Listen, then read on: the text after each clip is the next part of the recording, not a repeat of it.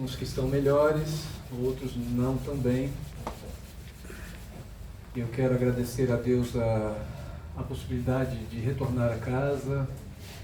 O convite para mim é sempre a maior bênção, porque, como qualquer um de vocês, eu preciso tomar esse remédio. E aqui a gente vem em busca desse bálsamo. E é um bálsamo espiritual, e é um momento magnífico de reflexão, principalmente em face a acontecimentos tão tristes no nosso país e outros que acontecem conosco. E nós guardamos para nós, dividimos com os nossos entes queridos e continuamos enfrentando, seguindo as orientações do Mestre Jesus.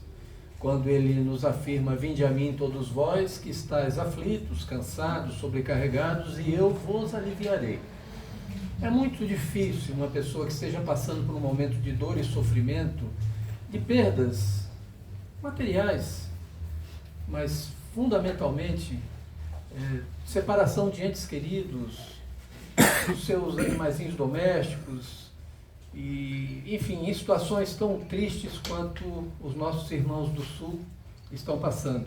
E, nesse momento, se apegar à fé e receber como realmente um bálsamo essa presença de Jesus. É um processo. Isso leva tempo, como leva tempo amenizar qualquer dor, qualquer sofrimento, qualquer vicissitude pela qual nós já passamos, e cada qual de nós aqui tem uma história. Então, é um momento importante para a gente se unir. Vamos oferecer, assim, humildemente, essas energias dessa noite a esses irmãos que lá estão e que estão sendo amparados por Deus através dos homens. Como sempre Deus age. Deus age na humanidade através do ser humano. Não existe um milagre, existem fenômenos espirituais explicados pela ciência da doutrina espírita, mas existe o sentimento de amor, e Deus age em favor da humanidade através da própria humanidade.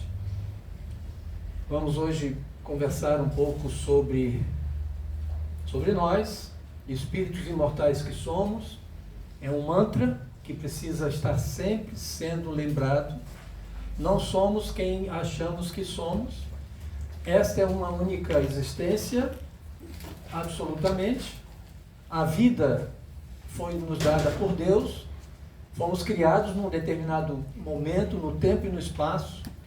E tudo por aquilo que passamos tem uma razão de ser. Ou ligado a um processo reencarnatório, ou então através do nosso livre-arbítrio. Deus é tão bom, é tão misericordioso, tão bondoso, que Ele nos deixa livres. Tudo posso naquele que me fortalece, diz nas Escrituras. Essa música mesmo, linda, não temas, estou contigo, não te assombres, eu sou o teu Deus, é um salmo, é uma exortação do profeta Isaías, há 700 anos antes do Cristo. Ele previu a vinda de Jesus. Por que vieram profetas, vieram homens missionários, todos eles sobre a égide do Cristo? Quando nós falarmos de Jesus, e a minha amiga, minha irmã Rose sempre diz assim: é tão bom quando fala de Jesus, e não há como não falar de Jesus, porque o Evangelho é do Cristo, a Boa Nova é de Jesus, e Jesus é, sem sombra de dúvida, aquele que precisa mais ser reverenciado depois de Deus. Jesus é a representação de Deus no planeta. Se nós entendermos isso, vai ficar mais fácil compreendermos o motivo da missão gloriosa de Deus. Nós ouvimos muitas vezes dizer: o sangue de Jesus tem poder, o martírio do Cristo nos salvou, e outras coisas que não é errado, mas qual o conteúdo, qual o fundamento dessa salvação? A doutrina vem nos explicar. O cristianismo, que é do Evangelho, nos dá uma base com a codificação da doutrina, que não é exatamente uma religião, é um modo de absorver o Evangelho do ponto de vista científico, filosófico e também religioso. A gente não pode fugir uma vírgula do que está escrito. Então, todos esses que vieram em nome do Cristo, vieram por Ele, vieram através dele. Jesus é um espírito arquimilenar, como nós, espíritos imortais que somos, mas com uma consciência cósmica. É o Cristo planetário. Yeshua, o seu nome, significa salvação. Mas, trazendo para o nome Jesus, fixou em nós uma lembrança de um passado longínquo. Nós sentimos saudades do Cristo, como dizia Francisco Cândido Xavier, quando chegavam uma multidão de pessoas, como está aqui agora, em suas reuniões, e ele humildemente dizia: não, meu filho, eles não vêm por minha causa, eles vêm porque eles têm saudade do Cristo. E é isso que a gente sente saudade de Jesus. Mas como sentir saudade de Jesus? Nós fomos contemporâneos? Talvez sim, talvez não, mas como espíritos imortais que vivemos vidas reais no plano espiritual, nós temos plena consciência da existência desse ser que nos comove e nos ilumina diariamente. Eu estava ouvindo hoje uma palestra do Haroldo Dutra e ele soltou uma frase que eu guardei. Ele diz assim: Jesus está a todo instante no nosso pensamento, basta a gente sintonizar. Ele está presente aqui, nesse momento. E nós, como espíritos imortais, precisamos nos libertar dos enganos dos quais fomos vítimas, das desinformações e dos arquétipos, coisas ancestrais que trazemos em múltiplas existências. Então vamos falar um pouco sobre reencarnação também, porque é um tema tão complexo e tão assim necessário ao mesmo tempo, porque a única coisa que pode explicar flagelos destruidores, a única coisa que pode explicar acontecimentos que nos trazem tanta tristeza, e imagina-se assim, a nossa irmã estava lendo, Deus fere, Deus pune, são formas de se colocar para uma mentalidade antiga, mas nós sabemos que Deus não fere, Deus não pune, Deus não castiga. Deus é um Pai de amor incomensurável. Então um Pai como Ele não pode castigar. Nós nos castigamos, nós sofremos, somos vítimas dos nossos próprios desenganos, dos nossos próprios desequilíbrios. E Jesus aí entra na nossa vida e na vida de mais de bilhões e bilhões de espíritos que estão vinculados a este planeta, e outros bilhões e bilhões que circulam nas esferas em bilhões de galáxias. Se nós começarmos a pensar na grandeza do universo, nós vamos imaginar assim: puxa, realmente eu preciso abrir mais a minha mente. A vida não é somente isso pelo que estamos passando. Esses flagelos têm uma razão de ser. E na leitura, na mensagem de Joana de Ângeles foi perfeita. Ela nos coloca que são situações pelas quais precisamos passar a título de aprendizado. Talvez seja muito fácil falar assim, porque nós estamos aqui sem nenhum flagelo. Mas eles podem nos acometer a qualquer momento. E muitas vezes somos surpreendidos, se não por um flagelo coletivo, mas por situações muito dolorosas, individualmente, numa pequena coletividade, na família e nos nossos ambientes, onde nos relacionamos com os nossos semelhantes. Somos seres imortais, espíritos imortais, mas sofremos as dores e os enganos, as confusões em função dos nossos próprios sentidos. E esses sentidos precisam ser muito bem educados, porque ao mesmo tempo que eles servem para o nosso progresso, seja a visão, a audição, o tato, o olfato, o paladar, esses sentidos que são muito pequenos em relação à grandeza do espírito imortal que somos, eles podem nos causar sérios dissabores e nós acabarmos ficando vinculados a uma vida material que é efêmera, é curta, como qualquer, é fugaz. Aqueles que têm mais ou menos a minha idade sabem o que eu estou falando, 60, 70, 80 anos, parece que foi ontem. Os acontecimentos destruidores na humanidade aconteceram há 20 anos atrás, 15 anos atrás, há 100 anos atrás, um pouco mais. O Brasil passou por uma gripe terrível, que inclusive vitimou Eurípides Barçanufo e outros milhares e milhares e milhares de pessoas.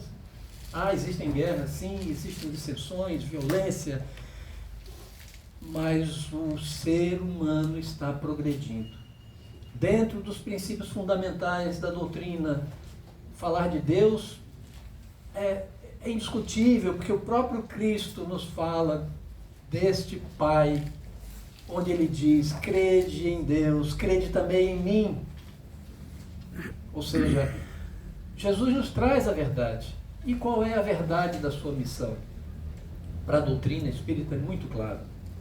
A verdade é, a salvação é essa verdade que nós vamos assimilando a partir do momento que vamos abrindo a nossa mente e nos desvencilhando desses instintos que são antigos, de vidas muito anteriores a essa, e dos sentidos que obliteram e dificultam que a alma, que é o espírito encarnado, possa desenvolver o seu raciocínio e dizer: peraí, eu estou perdendo muito tempo, o tempo está passando, está escorrendo pelas nossas mãos.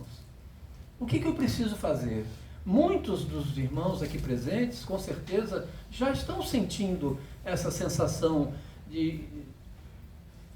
nada mais é do que o advento da regeneração que se processa nessa aurora de uma nova era que, infelizmente, vem com acontecimentos que precisam abalar a humanidade. Então, se cada um de nós se voltar para a questão e não nos alienarmos, porque muitas vezes a gente fica alienado com os nossos compromissos, com as nossas obrigações, e elas são importantes, mas não paramos para pensar o que eu estou sedimentando para mim, espírito imortal, para uma vida futura. Então, o passo para se falar de reencarnação, primeiramente eu tenho que acreditar que existe uma outra vida. Isso é muito óbvio hoje, inclusive, se não do ponto de vista científico, da ciência mais tradicional, mas da ciência, não somente da doutrina, mas também da filosofia, que vai comprovando a existência de uma nova realidade fora do corpo físico, ou seja, alguma coisa sobrevive em nós no momento do desencarne. No Sul, 157, 160 pessoas faleceram. Nas mais diversas situações, estão amparados, com toda certeza, porque os espíritos que habitam o plano espiritual trabalham sob a égide do Cristo e atendem a cada ser de acordo com a sua obra, com o seu entendimento. Quem sofre mais agora? Quem fica? Quem passa pela aflição? Quem fica? Sofre sem sombra de dúvida. Nós vivemos num mundo de provas. E apesar de estarmos evoluindo, nós precisamos nos envolver mais com as dores, já comentamos isso aqui com os irmãos, com as dores dos nossos semelhantes. De que maneira podemos ajudar? Nós estamos vendo lá, quem está próximo, é emocionante, é o povo, atendendo o povo. São espíritos encarnados em corpos de pessoas das mais distintas condições financeiras, intelectuais, não importa, eles estão lá. Eles estão fazendo um trabalho magnífico. Deus está muito feliz com isso. Jesus está vibrando com isso, porque é a solidariedade que estimula a benevolência, e a benevolência é corolário da caridade. Ser bom é viver em função de servir o próximo, em qualquer circunstância. No capítulo 4 do Evangelho, há uma afirmação do Cristo em que ele diz: ninguém poderá ver o reino de Deus se não nascer de novo. Ora, o Cristo é a verdade, é o caminho, a verdade, a vida. Ele afirmou isso, é uma realidade. E o interessante é que a ciência vem nos provar a existência da reencarnação, porque o povo judeu, os hebreus, já na época de Moisés, na época do Êxodo, eles já tinham esse entendimento da ressurreição. Isso está no Evangelho, está na história, está nos livros. Eles acreditavam, como acreditam hoje, na ressurreição, que gerou uma série de entendimentos distintos. Mas a ressurreição nada mais é do que o retorno à vida material.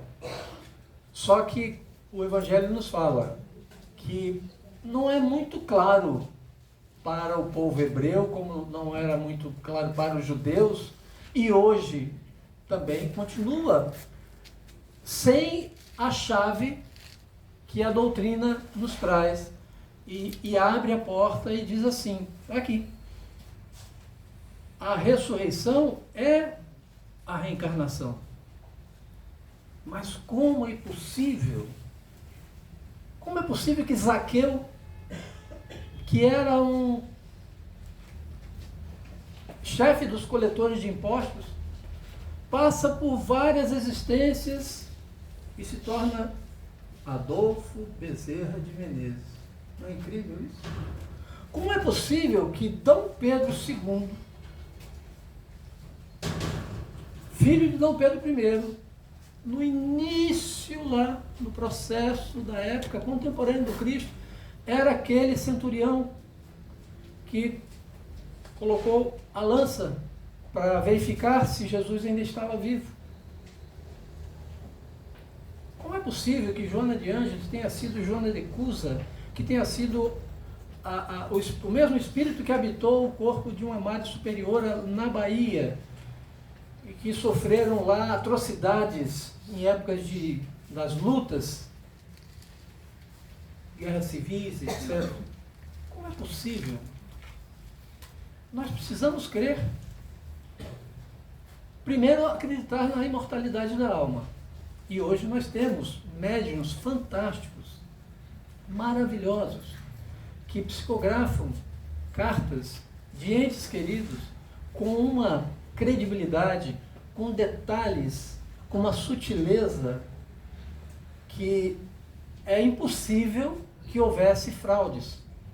Até porque eles não têm nenhum interesse econômico, financeiro. Eles são mobilizados, como Mayra Rocha, como Orlando Noronha, como tantos outros. O falecido Francisco Cândido Xavier era especialista, mas ele, além de psicografar, ele via e dizia, olha, seu filho, sua filha, ou seja, a imortalidade da alma está selado, está sacramentado. Nós estamos em cima desse processo, agora partindo para o novo, que é ninguém poderá ver o reino de Deus se não nascer de novo. Interessante que Jesus, e aí é importante dizer assim, os livros têm credibilidade? Tem. O Evangelho, segundo o Espiritismo, tem credibilidade? Tem muita.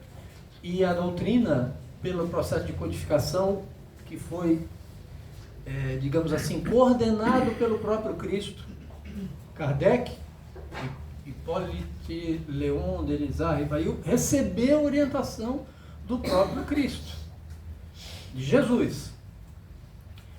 Essa literatura, ela tem credibilidade e nos traz a informação, é importante isso, porque se baseia em fatos reais, em escritos reais. Se nós pegarmos os apóstolos Mateus e João, que foram os contemporâneos do Cristo, e são muito citados esses evangelhos, nós vamos ver que há uma similitude, há uma equivalência muito grande, e não à toa, João, que foi o único dos apóstolos que não foi martirizado, ele permanece até mais de 80 anos e transcreve depois o Apocalipse. Enfim, ele contribui muito com o cristianismo, mesmo exilado numa ilha na Grécia. É importante lembrar que Francisco de Assis, o espírito que habitou naquele corpo, daquele frade, daquele jovem que, muito jovem ainda, como adolescente, um pouco levado, não mal, mas um pouco levado, um pouco voltando-se um pouco para as questões mundanas, que são essas que a gente precisa vigiar e orar, evitar, cuidar, porque o espírito que somos nós precisa ser depurado, porque a depuração nos torna seres melhores, e aí nós vamos, evidentemente, praticar o Evangelho, seguir os passos do Cristo, e vamos acelerar esse processo de regeneração. Então, como eu estava falando, Francisco de Assis, o Espírito habitou o corpo de João, o apóstolo. Quem afirma isso? Os estudos,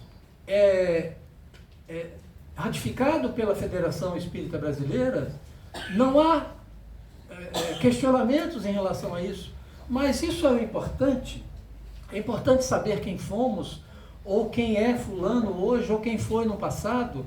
Não, porque como nós somos seres, espíritos imortais, mas dentro de matéria, nós sofremos, como eu falei, muito em função dos nossos sentidos e dos nossos instintos. E nós somos curiosos e somos supersticiosos. Nós gostamos dessas histórias, né? Das profecias, das previsões. Muito disso é balela, mas muito é realidade.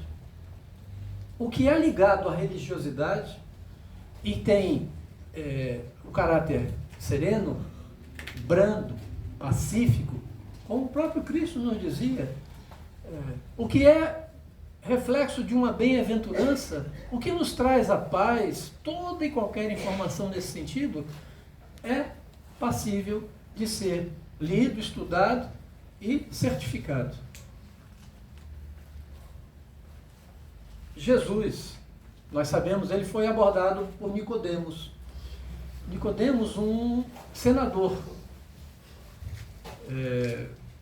judeu, equivalente a um eclesiástico de alto nível, como foi Saulo de Tarso, alguns anos depois, e a história de Saulo, que se torna Paulo, é uma das histórias mais belas do cristianismo.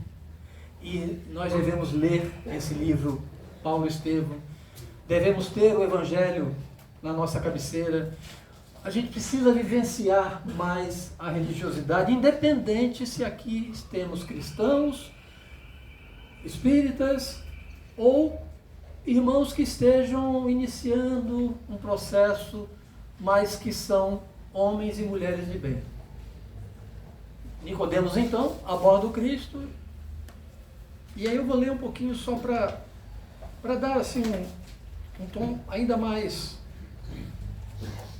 sério a essa passagem, que é, sem dúvida, a passagem mais importante que trata dessa questão, que já vivemos e viveremos muito mais do que imaginamos. E cada vez que vivemos melhores. Somos hoje muito melhores do que éramos há 100, 200, 300 anos atrás. Como isso é possível? É preciso buscar o conhecimento. A verdade nos liberta.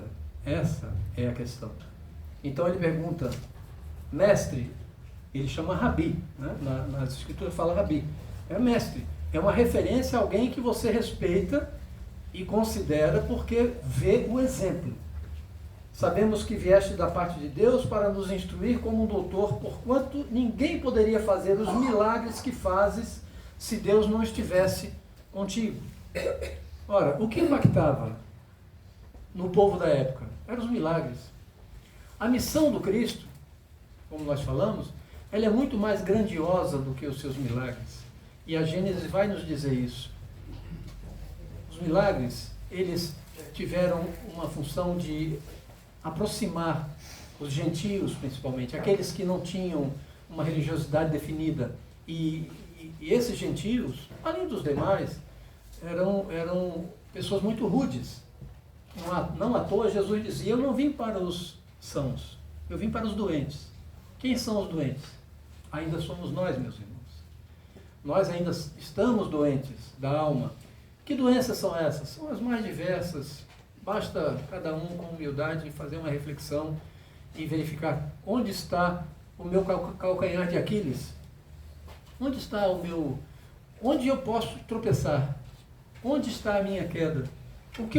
Onde eu preciso mais trabalhar para me tornar um ser melhor?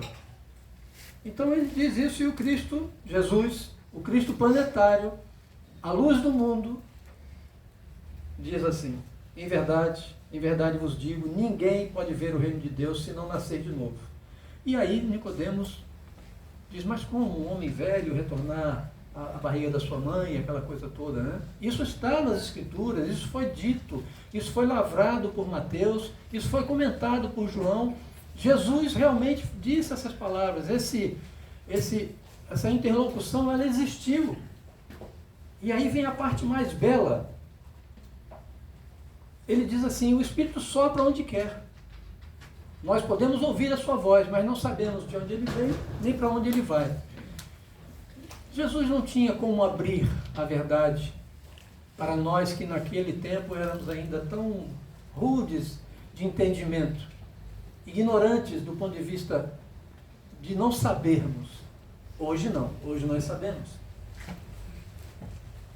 E aí Jesus coloca, pois é, sois mestre em Israel, ignoras estas coisas. Ele não estava de forma nenhuma querendo humilhar Nicodemos. Ele estava simplesmente certificando que ele, como a verdade, o caminho, a vida, a sua missão era de esclarecer. Aí está a grande virtude da missão do Cristo. O esclarecimento. Trouxe conhecimento. Trouxe conhecimento sobre a imortalidade da alma.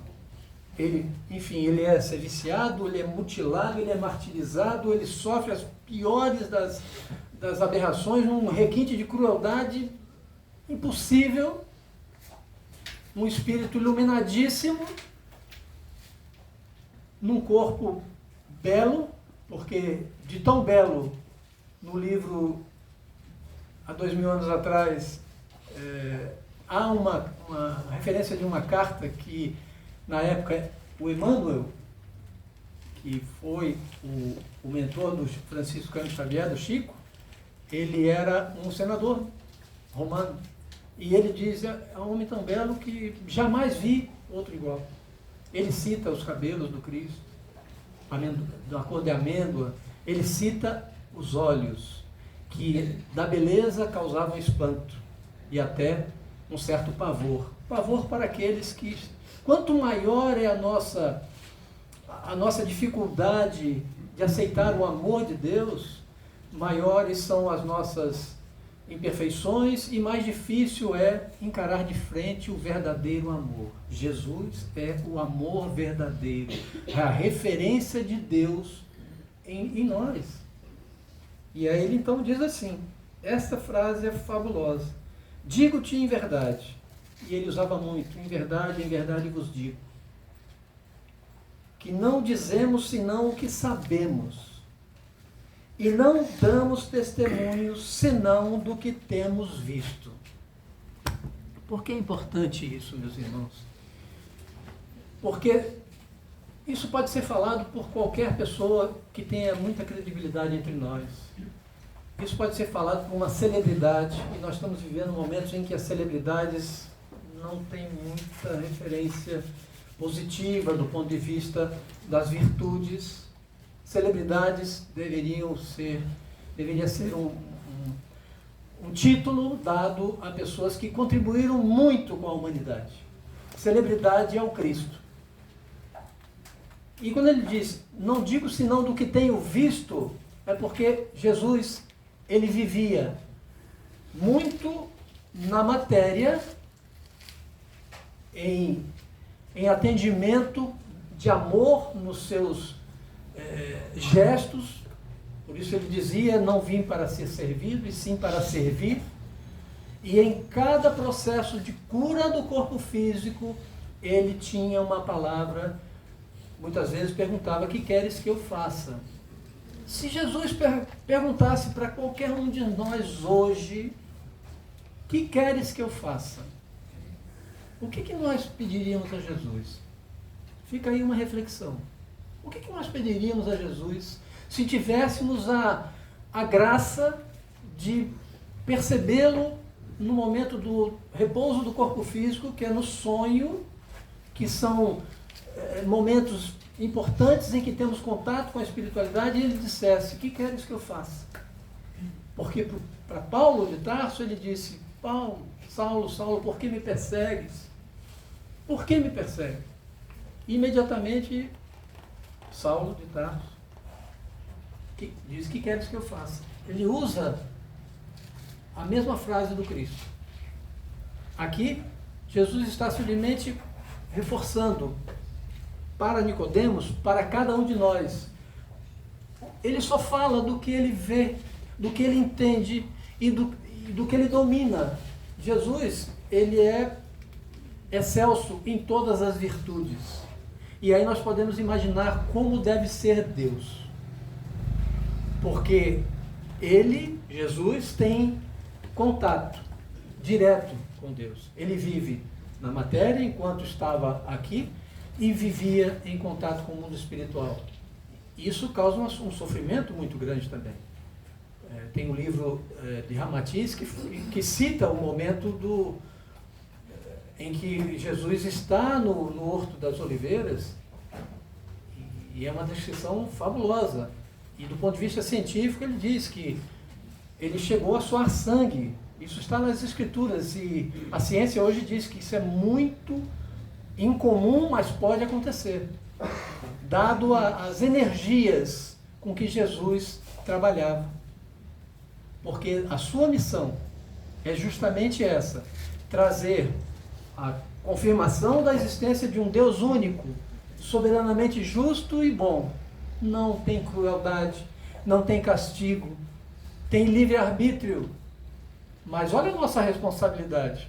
Eu dou a chave para o meu filho, pega o carro. Meu Deus, é uma responsabilidade tremenda. Imagine a responsabilidade que nós temos em receber o livre-arbítrio e fazer o que quisermos. Tudo me é lícito, mas nem tudo me convém. Nem tudo nos convém. E é aí que entra o momento de nós começarmos a separar, como diz, o joio do trigo. Qual é a finalidade, o objetivo da vida? É servirmos, meus irmãos. As nossas responsabilidades na terra são importantes, são, mas quanto tempo estamos dando de importância para essas responsabilidades? Quanto tempo?